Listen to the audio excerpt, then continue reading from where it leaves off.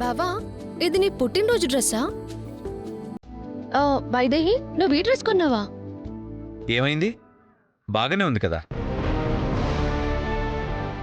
వైదేహి కొంటే నీకు ఏదైనా బానే ఉంటుంది దేవాంశ్. దేవా, చాలా బాగున్నావురా. అచ్చం తాతయ్యలాగే ఉన్నావు. చాలా బాగుంది. మీ తమ్ముడు పుట్టినరోజుకి మీరేమో సూటు బూటు, మీ తమ్ముడేమో తాతల కాలం నాటి లాల్చీ పైజామా. నేనైతే చూడలేకపోతున్నాను బావా. ఎంతో మోడర్న్ గా ఉండి నిన్ను ఒక్క డ్రెస్ తో 100 ఏళ్ళు వెనక్కి తీసుకెళ్లిపోయింది. అత్తయ్య, మీరు చెప్పండి, మీకు నచ్చిందా?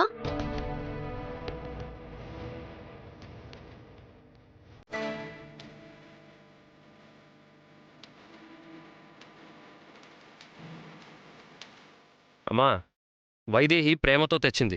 ఆ ప్రేమను చూడాలి గాని తెచ్చిన బట్టలు చూస్తారా?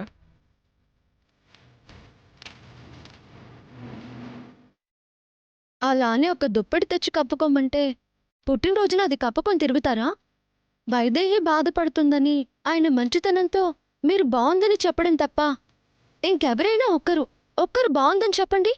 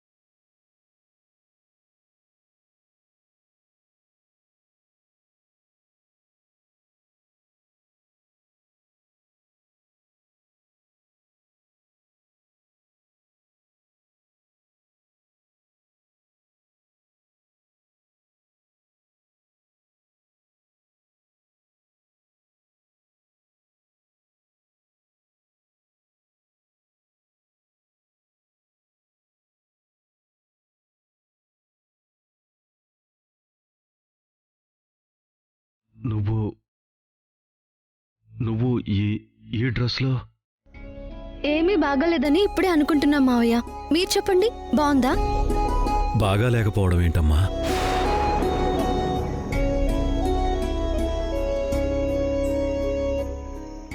ఈ బట్టల్లో వీడు ఎలా ఉన్నాడో తెలుసా?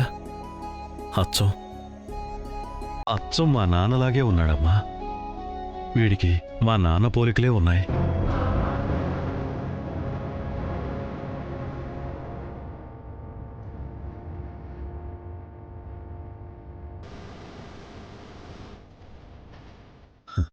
ఈ బట్టల్లో అచ్చుగుద్దినట్టు అలాగే ఉన్నాడు.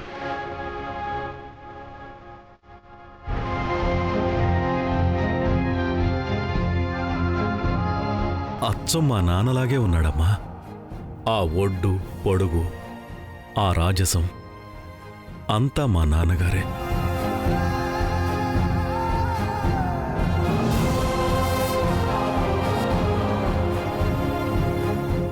కౌసల్య, మా నాన్నను దృష్టిలో పెట్టుకుని వీడికి నువ్వు ఈ డ్రెస్ కొన్నావు కదా?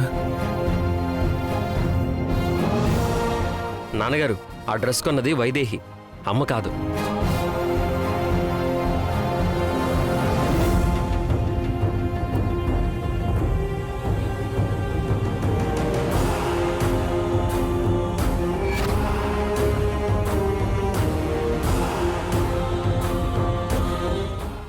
అవునా?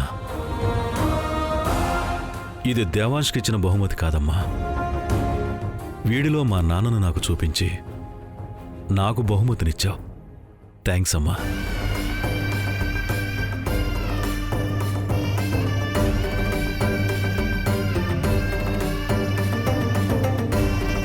చల్లగా ఉండండి.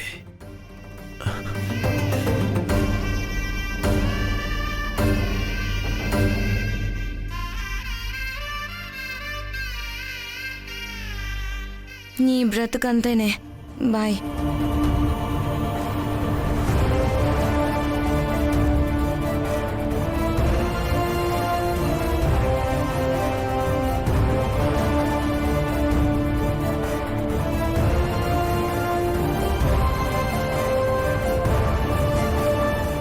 దీన్ని అడ్డంగా బుక్ చేద్దామని ఇంత కష్టపడి ప్లాన్ చేస్తే చివరికి క్రెడిట్ మొత్తం ఇదే కొట్టేసింది. శ్రవంతి,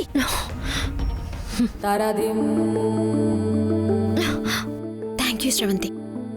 నీ వల్ల నేను కొన్న బట్టలు మా ఆయన పుట్టినరోజుకు వేసుకోగలిగారు. నా వల్లేంటి?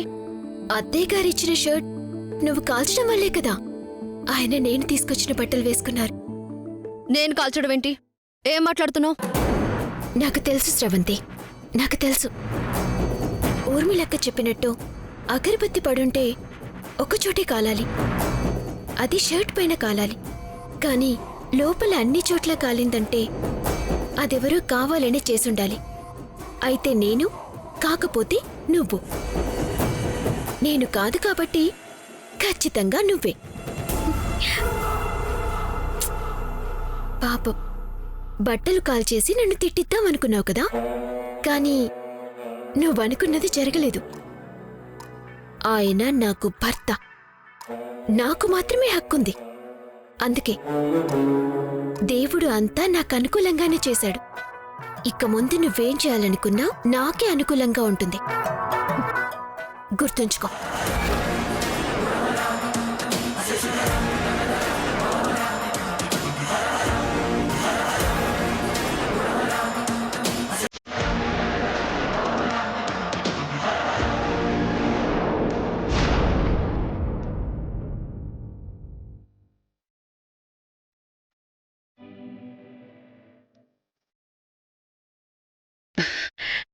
ఏంటండి అంత మైమర్చిపోయి మరీ చూస్తున్నారు?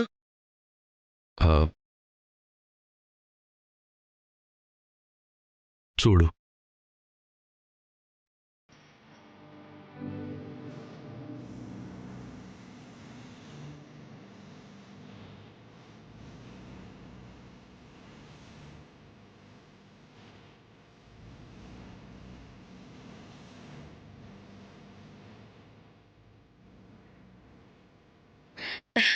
అమ్మ స్రవంతి,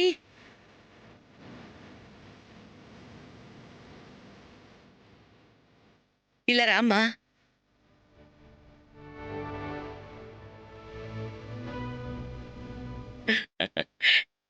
ఏంటత్తయ్యా? ఇదిగో ఈ ఫోటో చూడమ్మా.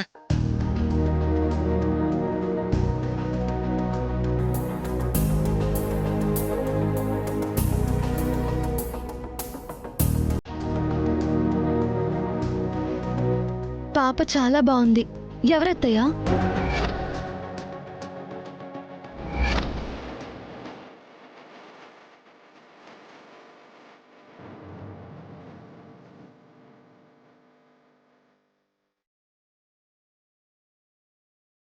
అదేంటమ్మా అలా అడుగుతున్నావు?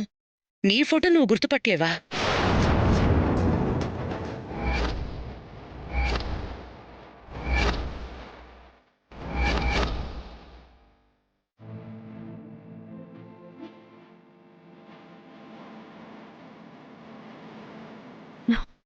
ఇలా దొరికిపోయానేంటి? ఇన్ని జాగ్రత్తలు తీసుకొని ఇక్కడికి వచ్చిన దాన్ని మేనకోడలు చిన్నప్పుడు ఎలా ఉంటుందా అని తెలుసుకోకుండా ఎలా వచ్చాను? చెప్పమ్మా, నీ ఫోటో నువ్వు గుర్తుపట్టకపోవడమేంటి? నా ఫోటోనా? అది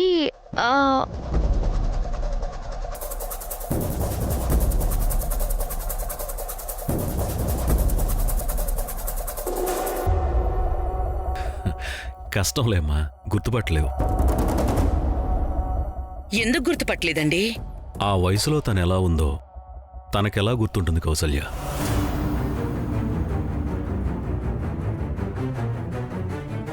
పెరిగి పెద్దదవుతున్నప్పుడు ఈ ఫోటో గనక చూసుంటే ఓహో నేను చిన్నప్పుడిలా ఉండేదాన్నే అని చెప్పి గుర్తుపెట్టుకునుండేది.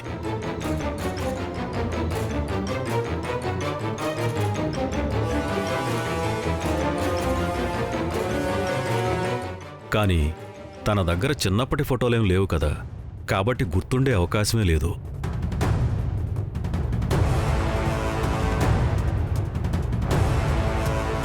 అవును మావయ్య, కరెక్ట్గా చెప్పారు. అమ్మ దగ్గర కూడా నా చిన్నప్పటి ఫోటో లేదనుకుంటా, ఎప్పుడూ చూపించలేదు. ఒక్కసారి చూసినా గుర్తుపట్టేసి ఉండేదాన్ని. అంటే చిన్నప్పుడు నేను ఇలా ఉండేదాన్ని అన్నమాట. థ్యాంక్స్ మావయ్య.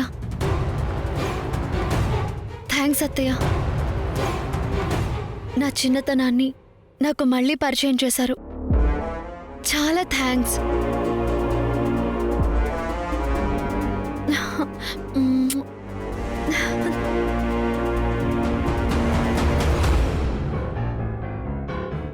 అమ్మయ్యా, దొరికిపోయానని భయపడ్డా దొరకలేదు. నా అదృష్టం ఏంటంటే నేను మేనకోడళ్ళని గుడ్డిగా నమ్ముతున్నారు కాబట్టి ఇలాంటి చిన్న చిన్న పొరపాట్లు ఏవైనా ఉన్నా సరే వీళ్లే సరి చేసుకుంటున్నారు. నువ్వు వచ్చినప్పటి నుంచి ఒక విషయం అడుగుదామని మర్చిపోతున్నానమ్మా. ఈ ఫోటో చూసావా? మెడలో ఆహారం చూడు. నీ ఉయ్యాల ఫంక్షన్ జరిపించేటప్పుడు నీకోసం ప్రత్యేకంగా చేయించాను. ఆ ఆహారం ఎంత విలువైందో దీంతో ఉన్న జ్ఞాపకాలు అంతకన్నా ఎక్కువ విలువైనవి. ఇప్పుడు ఈ హారం ఎక్కడుందమ్మా? ఈరోజేంటి అన్నీ ఊహించని రహస్యాలు ఎదురవుతున్నాయి. ఇప్పుడేం చేయాలి? ఏమో తెలీదు మావయ్య, నేను కూడా ఎప్పుడూ చూడలేదు. బహుశా అమ్మ దగ్గరే ఉండిపోయిందేమో. ఇది నీ మెడలో వేసిన జ్ఞాపకం అలాగే ఉందమ్మా. ఆ హారాన్ని ఒక్కసారన్నా చూడాలనిపిస్తుంది. ఎక్కడుందో ఏంటో.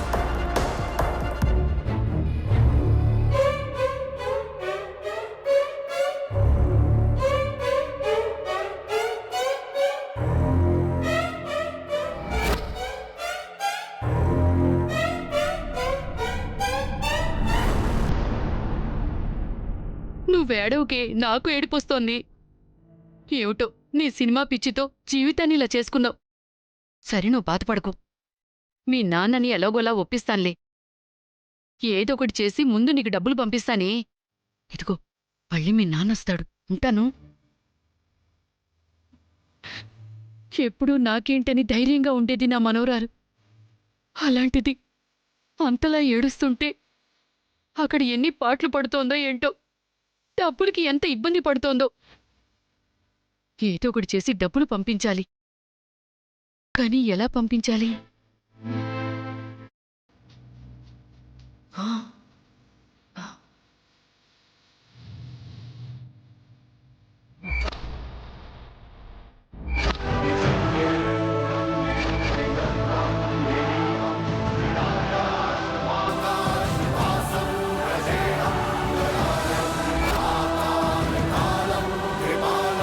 చిన్నప్పుడు వైదేహి మెడలో దొరికింది. ఎలాగూ తనకి తిరిగి ఇచ్చేది లేదు. ఇంట్లో ఉంచుకుని ఏం చెయ్యాలి? బంగారమే. అమ్మితే బాగా డబ్బులొస్తాయి. అవి నా మనవరాలకి పంపితే అక్కడి అవసరమైన తీరుతుంది. అమ్మేస్తాను. అమ్మా,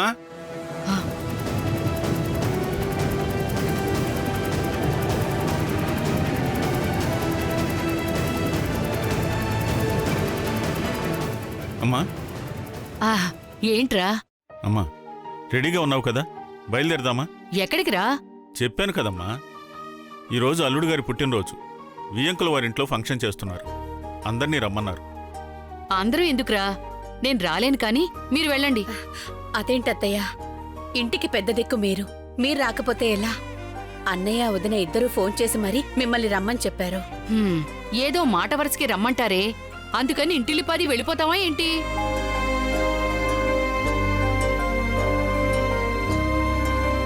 అమ్మ ఎందుకమ్మా బతిమలాడుతో రానంటుంది కదా వదిలేండి. వాడు చెప్పాడుగా మీరంతా వెళ్ళండి, నేనుంటాను.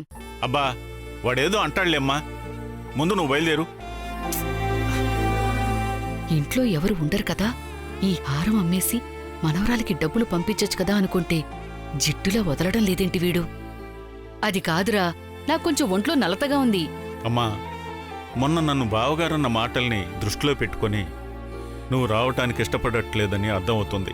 అలా అయితే నేను ఆయన అన్నాను. అన్నీ మనసులో పెట్టుకుంటే ఎలాగమ్మా? పద.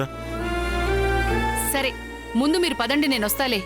అత్తయ్య ముందొకరు వెనుకొకరు ఏంటి? మాతో పాటు పదండి, రండి. అయ్యో వద్దులేవే, అయ్యో, పదమ్మా. నేను చెప్తున్నానుగా, పదండి. వద్దులేవే, నేను తర్వాత వస్తాను కదా. తప్పకుండా వస్తామండి. అలాగే. అవునండి. అత్తయ్య, నేను మళ్ళీ కాల్ చేస్తానండి. ఏంటమ్మా? బావ బర్త్డే ఫంక్షన్కి ఈ శారీ కట్టుకుందాం అనుకుంటున్నాను. ఎలా ఉంది అత్తయ్య? చూడండి. ఏది?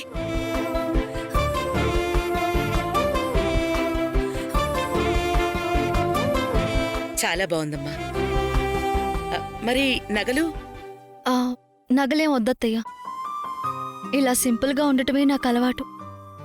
ఏంటమ్మా నువ్వు? ఫంక్షన్లో శారీ ఒకటే కట్టుకుని సింపుల్గా ఉంటే ఏం బాగుంటుంది? నగలు కూడా పెట్టుకోవాలి కదా. ఆ, ఎందుకులేండి అత్తయ్య. ఏంటమ్మా ఎందుకు? నీకు బానే ఉంటుంది. కాని దేవాంశ భార్యగా, ఈ ఇంటి మేనకోడలిగా వచ్చేవాళ్లందరికీ నువ్వు స్పెషల్గా కనిపించాలి కదా. పైగా వచ్చేవాళ్లు నిన్నలా చూస్తే కౌసల్యాదేవి కోడలని, మేనకోడలని బోసిగా ఉంచింది అంటారు. పైగా మీ మావయ్య గారు ఆస్తి నీకు అప్పగిస్తున్నారు. ఇంత సింపుల్గా ఉంటే ఎలా? అయినా ఇంట్లో లేకపోతే అనాలి, బోల్డన్ని నగలున్నాయి కదా. తీసుకొస్తానుండు.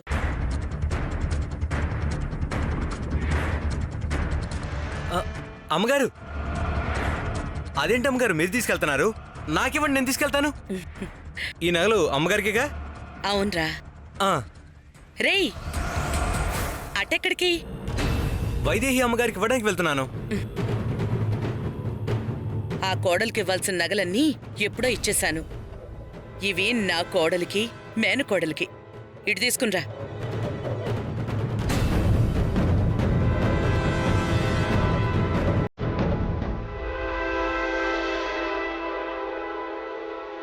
ఈ నగలు వేసుకోమ్మా. ఓపెన్ చేయరా.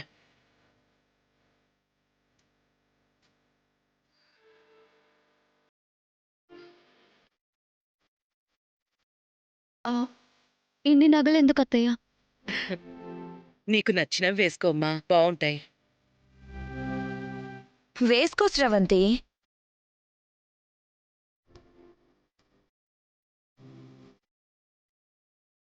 అత్తయ్య గారు అంత ముచ్చట పడిస్తోంటే కాదంటావేంటి? కోడళ్ళకి అత్త ప్రేమ దొరకడం చాలా అదృష్టం, కాదనకూడదు. స్రవంతి నా కోడలు మాత్రమే కాదు ఊర్మిళ, మేనకోడలు కూడా. కోడల మీద కన్నా కూడా ఎక్కువ బాధ్యతలు కోడలైన ఈ మేనకోడల మీద ఉండాలి. అలాగే కోడలి కంటే కూడా ఈ మేనకోడలికే నా మీద ఎక్కువ హక్కులున్నాయి. అందుకే నా నగలిస్తున్నాను.